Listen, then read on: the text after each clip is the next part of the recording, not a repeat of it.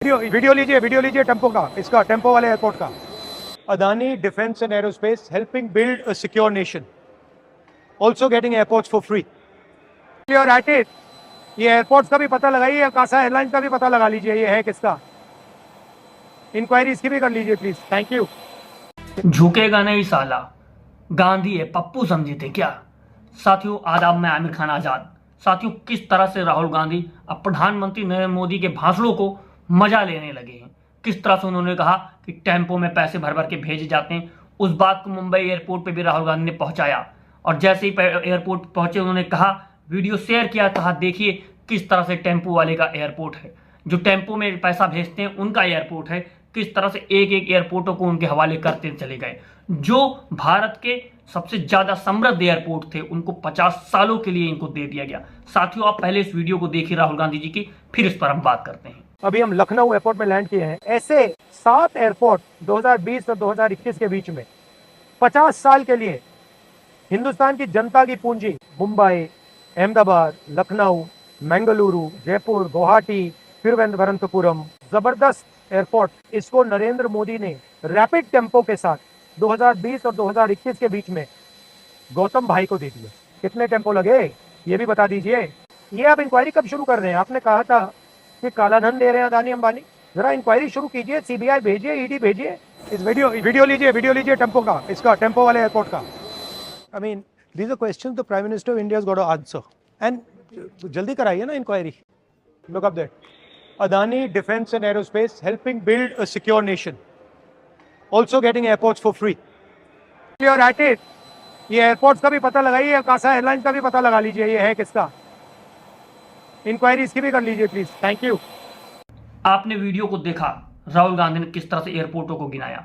वो चाहे मुंबई का एयरपोर्ट हो चाहे दिल्ली का, जो भी एयरपोर्ट ज्यादा से ज्यादा कलेक्शन करते थे, ज्यादा से ज्यादा बाहर व्यापार करते थे, ज्यादा से ज्यादा कलेक्ट होता था वहां पर पैसा, उनको 50-50 सालों के लिए अडानी को दे दिया गया। टेम्पो वाले महाराज को दे दिया गया, जो टेम्पो में पैसा भेजते हैं, काला धन भेजते हैं। राहुल गांधी ने फिर कहा कि आपने कहा था कि टेम्पो में पैसे भेजते हैं, जरा ईडी को भेजिए ना, क्यों नहीं भेज रहे हैं? बेवकूफ समझ रखा है जनता को। किस तरह से आप भटकाना चाहते हैं ध्यान लोगों का। राहुल गांधी ने साफ कहा कि इन पोर्ट तो जो दिए गए हैं अडानी को और इनके उद्योगपतियों को, साथियों को, इस बात को आप समझिए किस तरह से देश की जो संपत्ति है उसको इन लोगों के हवाले कर दिया गया।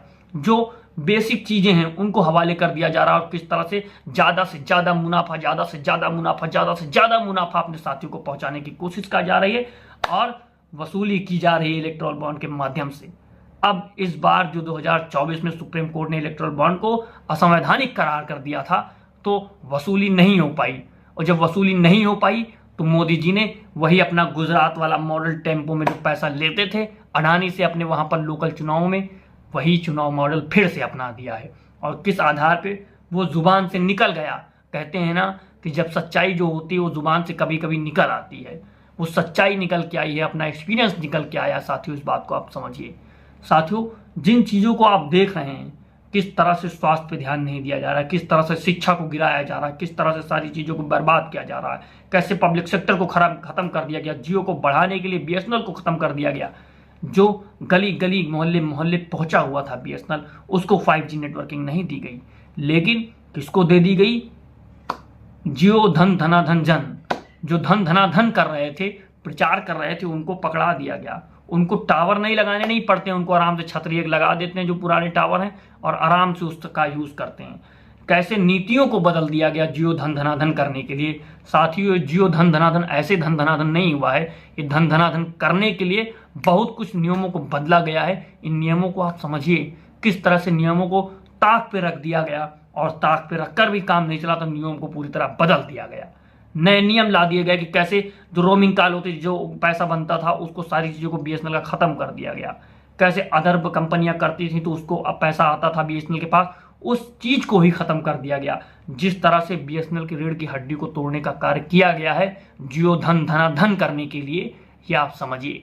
इसी तरह से मुल्क के 70 से 80-90% लोगों की रीढ़ की हड्डी को तोड़ने का काम किया गया है, सिर्फ अपने उस 2 साथियों को अरबपति बनाने के लिए, अपने उन साथियों को देश से भगाने के लिए, अपने उन साथियों को चंदा लेने की, उन साथियों से जिनको बड़ा से बड़ा बनाया जा सके।